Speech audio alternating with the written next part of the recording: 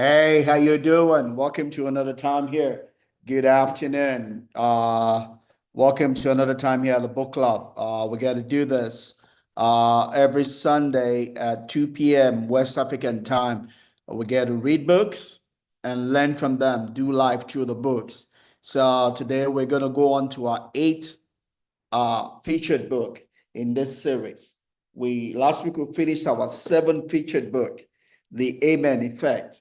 We did this for 3 months, and we're not taking any break. We're going to go into our eighth book, just to be able to start the new year with this. The word for the year for me is doing the greater work, right? Doing the greater work, going up, taking life up another notch, not staying the same level, not going down, but doing the greater work, and I just couldn't wait but to put in this book in there to help us power the new year 2025, the year where we do the greater work. Whatever it is that we've done before, we're going to do greater work in this year. That's what we're all set to do. Thanks, Joe, for coming along. Thanks. God bless you. So we're going to start. We're going to do an introduction to our new book here, The Gold Effect, The Gold Mine Effect, by Rasmus Ankersen. And it's just going to be talking about high performance. Rasmus, did a study of different people who have had high performance in different aspects, in the area of athletics, in the area of tennis. Athletics, he visited Kenya and saw a tribe that always comes top, in the Olympics and distance running. He visited to find out what is it that makes them tick, what is it that makes them stand out. He visited Brazil, a particular tribe there where most of the footballers come out. He was trying to look what is it that differentiates them, what is it that makes them to succeed. He went to Russia, and a particular place there where they were prolific, for winning in the area of lawn tennis, and he stayed there and he studied them to find out what is it that marks them out, and that is the compilation he has put into this book, and that's what we're going to be learning from, the next weeks to come. Today, we're just going to do an introduction into the book, and we'll go into chapter 1 next week, and pick it from there. And hopefully, we can learn what it is that differentiates high top performance in their different fields. And now we can learn from that and apply it into the area of our life where we want top high performance, right? Success is repeatable. Success is repeatable. If you can find anyone succeeding in any area, there are unique characteristics that makes that person to succeed. If you can find out those unique characteristics, you can apply it in that area and in every other area of life. The principles, the principles, the laws of success are transferable. They are repeatable and transferable. You can take it from one area into another. They are generic, as it were, because they all tie back to what we call the law of nature, the laws of the universe, the boundary conditions that God has set against which his universe operates. We all are, as it were, we have all been set up by God. Everything that we do or not do is being judged by the principles, the outliners, the boundary conditions that God has already put into place. God is not actively judging. He has set programs in place, programs of reward, programs of judgment. If you do this, you get this. Right? That's why he says that, for as long as the earth remaineth, seed time and harvest time shall never cease. It goes on and says again that he's not mocked. He's not perturbed. He is not deceived. He's not cajoled. Whatsoever person sows, that's what the person will reap. right? God is a blind judge as far as that goes, and that's where judgment in the natural realm, lends that from. So when you say the lady judge, you see that she's always blindfolded because she's not looking at your deception. She's judging according to what is written. You either fall in or fall out. There are no sentiments in judgment. There are no sentiments in law, whether it be natural laws, whether it be human laws, or universal laws, irrespective of the field you find yourself. So that's what we're going to be doing on this journey through learning about high performance. It's learning, what makes people tick in different areas and how we can apply that to our own everyday life such that we can make, this 2025 to be our best year to date. That's our target, that this 2025 will be our best year to date. Everything that either tool has not answered to us will answer to us in this year 2025. If it's that you're looking for a life partner, you will find a life partner in this 2025. If it's that you want to get married, you will get married in this year 2025. If it's that you've not found a job so far, you will get a job in this 2025. If it's that your business has not moved, this year your business will move in the year 2025. If it's that you have not made progress, you have not made profit, you will make profit in this year 2025. We will speeding up, we'll accelerate our growth, we'll gain momentum. That's the reason why we're doing this study. That's the reason why we're doing this book review, and just come along, tag along, and let's share together. Feel free and any of my channels to come along, ask your questions, try to relate it to your everyday life. We're not doing this for the sake of doing it. We're not doing it just to pass time out. I'm a very busy person. If I give my time to this, and then it's because it's important to me. It's because it makes a difference to me, and I believe it will make a difference to you also. So come along, tag along. Let's learn together, and let's come to a life-changing event. Let's mark our life for good. Right? So welcome. I'm going to bring up my slide here, and we're just going to do a systematic study, read through the book like I always do.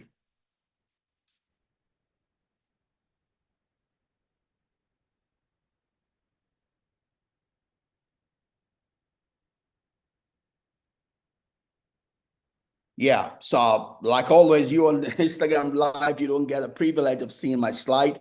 If you ever need to see the slide, just go on over to YouTube, on my channel on YouTube. You'll find it there. It's also on my blog site. I stream on both YouTube and my blog site. And later on, after I'm done, I do put it on Facebook also. So somewhere you'll find it if you want to see the slides. I also have a group page on Facebook called a book club with the saints. You'll find some of the slides there also, but you don't really need a slide. You can get everything you need to get just by being on Instagram Live also. So feel free. This is the reel is going to be put on, after I'm done also be saved on my Instagram page, reel on my Instagram page. You can always listen to it as many times as you need to. And feel free to comment, feel free to ask your questions, feel free to add your voice to what we're going to share. So we're talking about the gold mine, how to get the secrets to high performance in anything you do in life, whether it be as a pastor, whether it be as an evangelist, a prophet, an apostle, a businessman, a worker, whether it be government worker, private worker, your own business. We can all perform at a higher level wherever we find ourselves. And that's what we're going to try to look at as we go through this. So the book itself explores the factors that contribute to the success of talent in hotbeds around the world. Like I said, it's taking the time to go look at different places where you have high performance. It's gone out there to Brazil to see a tribe where you have a lot of top performance in soccer. It's gone out to Russia to look at where you find a lot of top performance in tennis. It's gone out to Kenya to see where you have a lot of top performance, in long distance running, and some other sites will be coming up with. It's a total of 8, that he went to. So I've mentioned 3 of them so far. So let me mention some of the other ones here. So we have it went to a total of 8, and I've mentioned 3 of them. Let's see if I can quickly grab the other ones without taking time. I'm not seeing it quickly jump at me, so I'm gonna probably drop it and we'll do that later. So I talked about Kenya. I went to Kenya to see the tribe. So we've talked about Kenya. He went on to Ethiopia also. There's a tribe in Ethiopia. Went out to Korea to see golfers. Golfers in Korea. There's a place in Korea where you have top golfers. He did go visit that. There's a place in Ethiopia. He also where you have distant runners, just like the Kenyan people. Kenya for the tennis, Brazil for the football. And so he went to different places, and this is a collation of all that he learned by those visits. And we're going to be learning and diving into all of that. So it delves into the stories of these exceptional places and people and uncovers key principles that drive their extraordinary achievements. So that's what we're going to be looking at as we go through the book, learning from these people what differentiates them out, what marks them out, what is it that they are doing, what is it that they are not doing, so that we can see how we can apply that to our own daily life, so that we also can have a high performance in our daily work also. So as Ankersen continues his exploration, he identifies certain commonalities among these different talent hotbeds. He calls them the gold mines of talent. So the things he learned from these different places, he called gold mine of talent. Those are the things we're going to be looking at. These include a competitive environment. So one of the things we're going to be looking at is, and one of the things that made a difference for these athletes is they had a competitive environment, and that's important, but you have to then differentiate it, right?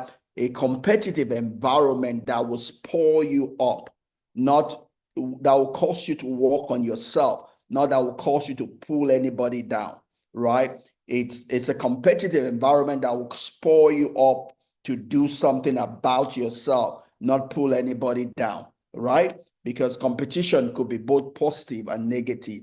With the person you're competing with at the end of the day is yourself. You're trying to be better than your whole self, not trying to pull anybody down, right? But you still need a sense of competition, a sense of winning, to be able to make yourself, push yourself to the limit, as it were. As it were, I was listening to Les Brown this morning. It needs to be worth it for you. It needs to be something that makes you happy when you win, when you get better. You need that kind of environment. You need an environment that will give you passion within. If there's no passion in what you're doing, you will not push yourself to the utmost, right? You need a reason, a why, that will make you push yourself, to get it done. You have to find joy in doing what you're doing, right?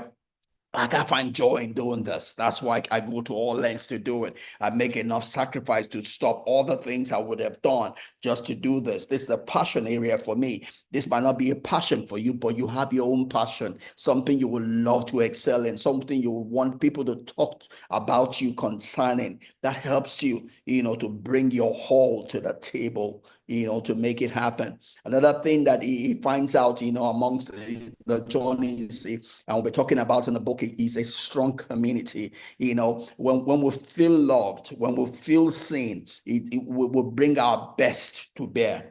Right? There's nothing that motivates you as much as that people know you, people recognize you, people see you, people you are not invisible. People mark you as important. You want to see the best in someone, let that person feel loved, let that person feel belonging. When we don't feel belong, when we feel people are not seeing us, we tend to get depressed. The word depressed, you don't bring your best to the table. So it helps to have a strong community. You want to to get the best performance on people, you need to form a community around those people, a place where there's a strong sense of belonging, a strong sense of family, a strong sense of being a part of a tribe, a strong sense of love, a strong sense of people care about me, people love me.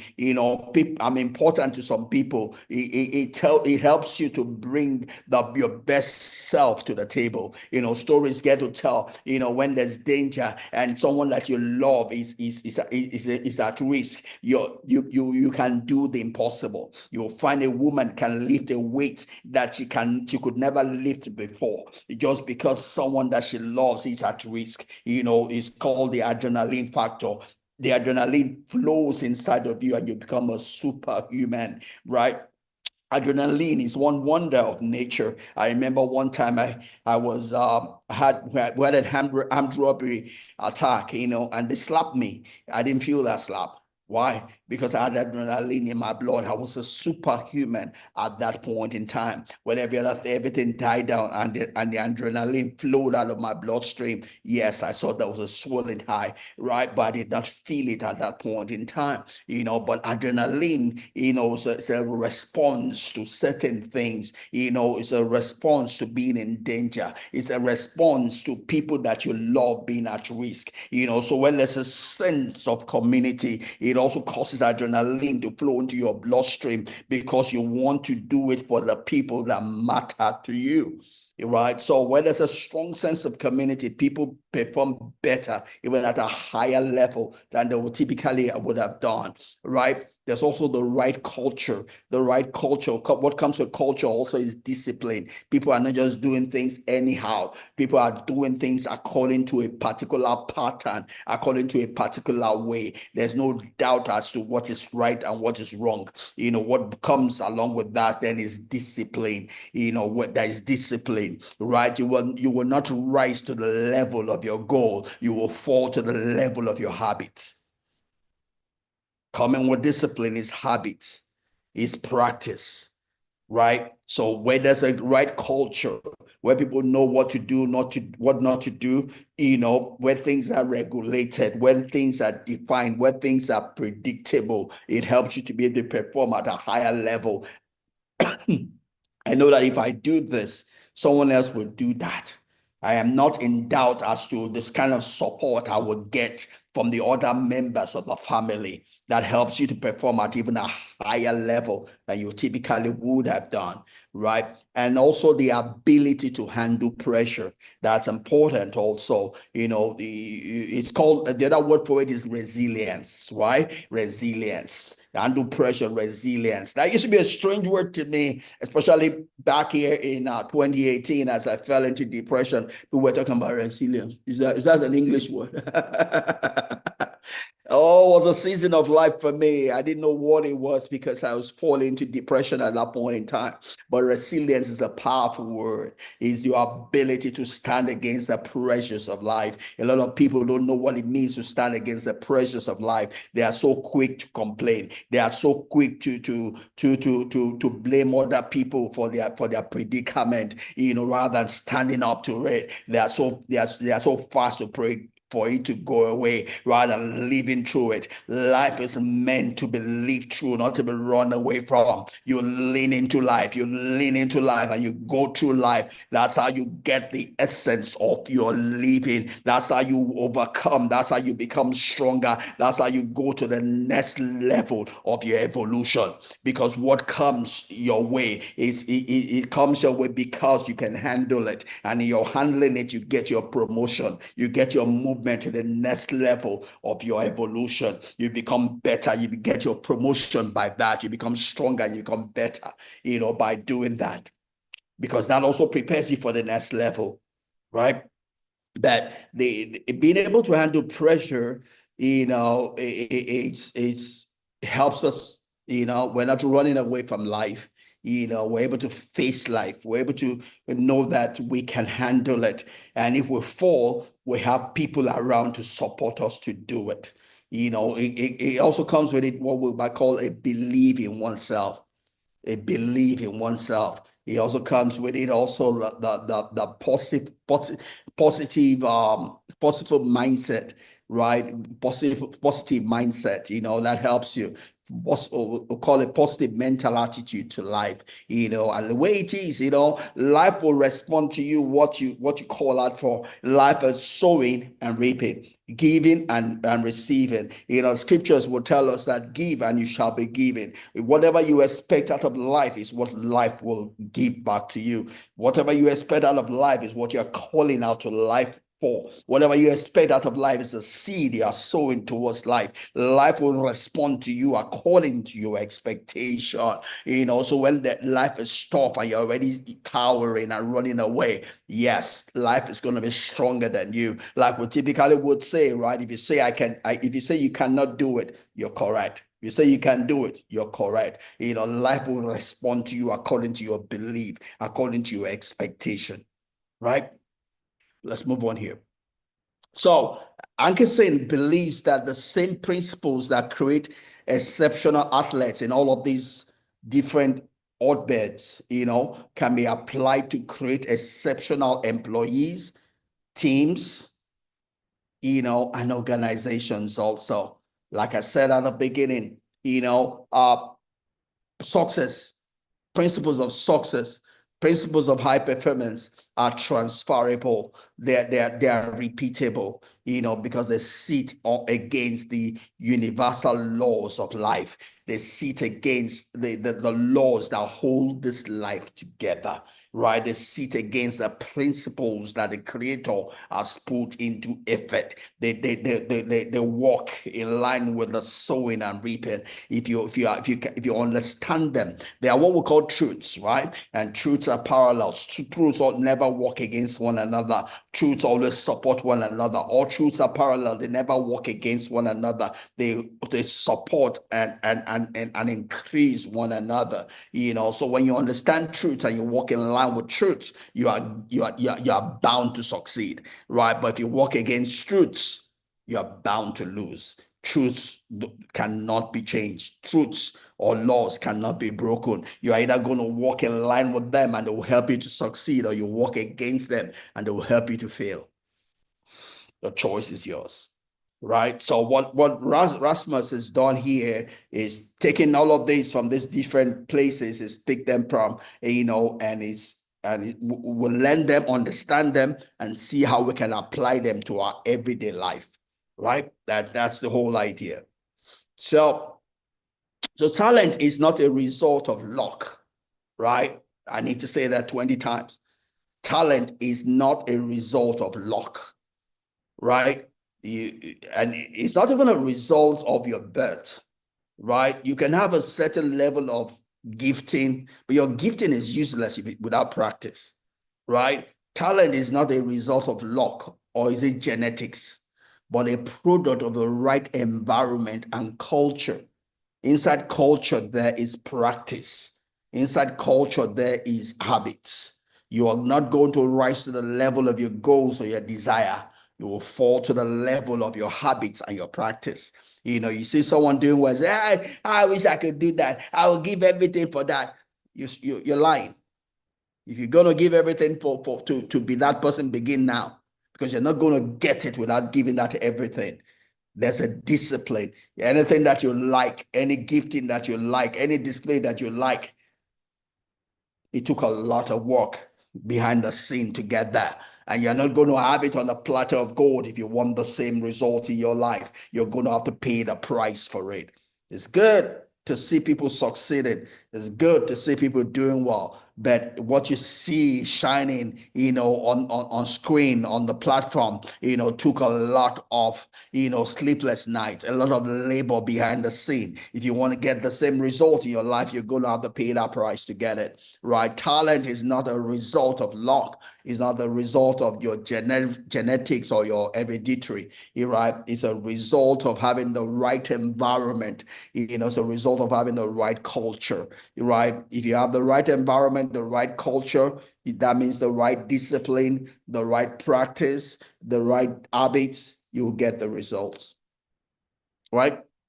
So by understanding the principles of gold mines and applying them in our personal and professional lives, we can all unearth our hidden talents and achieve extraordinary results. We all can do that. For as long as you see that it's something that is worthwhile for you to do, you just have to pay the price, you get the result. The results won't fall from heaven. It's not going to come because someone laid hands on you. Those are deceptions of the enemy. Those are people that want to steal from you. It doesn't come by laying hands. It comes by practice. Right? So my last slide here as we go, this is an introduction to the book. So it's the 8 gold mine concept, which summarizes the book and which deliver a decisive lesson in creating and sustaining top performance. So these are the 8, and these are the 8 we're going to be going through in this book. Each of this is it carries a chapter in the book. So we're going to go through each of these 8 as we go through the book. The first one is the secret is not a secret. The secret to success, the secret to high performance is not a secret.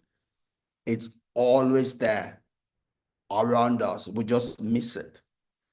Same thing was talking about common sense. You know, common sense is not it's a sense that is hidden.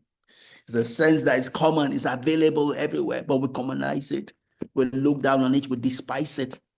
But yet that's what's making a difference between success and failure for us. Jim Rohn will say, how I wish we could have a course, a study to be able to understand the things that are obvious, the things that make us succeed, the things that make us fail. They are obvious. They're not hidden.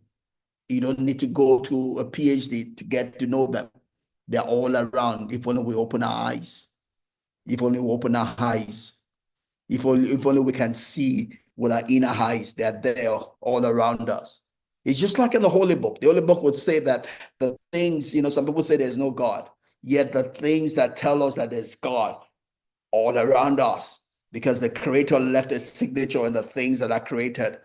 You can know there is God just by the oxygen I breathe, just by the plants I see, just by the fellow human beings that I see. I know that there's God, because this could not have been an accident. This had to have been an intelligent being that put all of this together, right? But sometimes we take for granted the things that are obvious. We're looking for some big thing, some complex thing, and that's why we miss life. We fail in life because we're looking for the complex, whereas the simple is all around us. We're going to look at that in chapter 1. The second thing we're going to be looking at, it says, what you see is not what you get, right?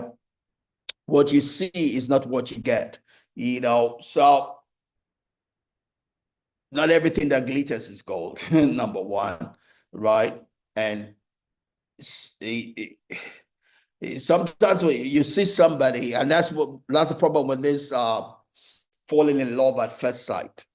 It has its good side, it has its bad side, because you cannot truly fall in love at first sight because you don't know the person. What we call falling in love at first sight is saying that it's saying that there's a possibility that we can go together. It's a possibility, not an assurance, that two of you can cling together. That's why we use the word dating, spending time together to see both of you will agree, right? Because what keeps two people together is not necessarily that love, that tingling. It's being able to understand and accept. Understand and accept. I can have all that tingling about a person, but if I don't understand that person enough to be able to treat that person the way that person wants to be treated, all my tingling is useless. All my tingling will be interpreted as hatred, because I need to be able to know how to rob this person the way that person wants to be robbed. Not the way I want to be robbed, the way that person wants to be robbed, the way that person wants to be treated, to know how that person comes alive, how that person wants to be talked to, how that person sees love. We talk about the love languages, right? Every one of us would love to treat people the way our love language is. But the problem is that it's not that person's love language. So even though it works for you, it doesn't work for that person. Your love language might be, oh, yeah, I love service, so I want to serve you. I want to do this. I want to help you. Whereas the other person's love language is not service. So he sees that as you wasting time because you're not connected. If you cannot speak my language, you cannot connect to me, right? But we'll talk more about that. We'll talk more about, how to get what we want from the thing that we're saying. Another proverb would say is that it's not um it's not what how do we put it that one now? There's another proverb that would say that it's not what you're looking at, it's what you see that changes your life. It's not what you're looking at, it's what you see that changes your life. But we'll continue on that. But that's another one for chapter 2. We'll see more what the book says. I've not read that part yet. I'm there giving my general explanation to the chapters, but we're going to read in depth and find out exactly what the book says in this way. So we're going to be learning as we go along. Chapter 3 talks about start early or die soon. That's important. That is important. We'll talk about whatever it is that you want to do. The easiest way to do anything in life is doing it in little bits, little seemingly insignificant bits that seem like they are not important. They don't do anything to you, but they by the time they accumulate, they do a great deal to you. We use the word for it called drifting, to drift, to drift. That's how we all miss life. We start drifting. Oh, start compromising. Oh, a little, a little, a little, a little. You think it doesn't matter, but over time, the compound effect of that might take you far away from where you want to go. But there's an evil part of it that can happen to us. There is a good part of it that we can use, to get the things that we want. For instance, if I want to accumulate a lot of money, right, I need to start early and put seemingly small money apart. Small money that probably will not affect my daily doings. But that small money I put aside every day, over time becomes big money I can always refer to, sit back to, and use. That's the way to build wealth. That's the way I have built wealth. That's the way I am building wealth, right? I have spent years putting money aside. Even when I went through depression and I was concerned, oh yeah, my daughters might get stranded, I won't be able to pay school fees, I was still able to pay. When I did not have money, I was able to pay. Guess what? It's the money I've been putting aside, right? As we went through last year, an exchange rate was going up, up. And it looked like I would not be able to pay school fees for my children. Guess what? I could fall back on the wealth I've been putting aside, right? When I was putting it aside, it was insignificant. But when I needed it, it was much, right? That's how to make money, right? It's if you want to do anything in life, you want to achieve anything, start early, start doing it in little bits, and before you know it, your little will become much. But we'll talk more about that when we get to chapter 3. In chapter 4, we're talking about we're all quitters, right? We're all quitters, and you just need to we'll talk about what that means, right? We all have a tendency to quit. It's ability to manage that quitting, not having that quitting have the best of us, that's important. It's like on Sundays, if I do my whole extreme exercise routine, the last part of it is the burpees. The burpees are the most strenuous of my Sunday routine. And I get it. When I get easy on myself, I don't do the burpees. When I have time, I do the burpees, but they are the most strenuous of my Sunday routine. So I manage when I do it, when I don't do it, and to what extent I do it, depending on how much level of strenuousness I want to put on my body and how much time I have to prepare for the other things I need to do during the day, but I manage that. You have to manage you manage the issues of your life. You can't live your life on, yeah, habits are good, but you still have to engage your mind in the things that you do. We're not animals, right? Animals, when it's time to do something and their instinct says so, they're going to do it. Like animals that the animals that move from place to place are seasonal. If it's time to move, they're going to move, irrespective of whether there's danger in the way or not. They're going to go in the midst of that danger, trying to move because their instinct says it's time to move, right? But we are not animals. We're human beings. We can think, we can reason. That's the leverage position that we have. And that's important. We'll talk about that chapter 4. In chapter 5, we're going to talk about success. It's about mindset, not facilities. That's important. What's going to make you succeed is your mindset, your mind, your mind, your mind. You can have all the best facilities in the world. If your mind is not in a place to succeed, you will not succeed. I was just on my alma mater's WhatsApp group today, and we're just sharing. People always complaining, oh, the government has not done this. Government has not created an enabling environment. Hey, there are no roads. There's no power. Oh, that's why we are poor. It being power, all of that. Yeah. That's what animals do. You're not an animal. You have a leverage. You have a leverage. You have a leverage. You have to leverage. Government or no government, you can succeed. You're not here to give excuses. You're not here to be limited. You can take the obstacle and devise a way around it, a way through it, a way under it. Whatever it is, you can beat that obstacle with your leverage, your mind. Your mind can always give you a way where there seems to be no way. Use your mind. Again, when it comes to mindset, we'll talk about two types of mindsets. We talk about the growth mindset and the fixed mindset. Most Nigerians have the fixed mindset. Most people on social media have the fixed mindset. All they think about is cannot be done. Oh, Tinubu. Oh, it is the exchange rate. Oh, it is because I'm in Nigeria. Oh, it's the power. Then they feel that they can do nothing. That's of the devil. That's a defeatist mindset. That's a mindset to hell. That's not the way you were made. You were made to be able to overcome. When you were created, you were told to have dominion.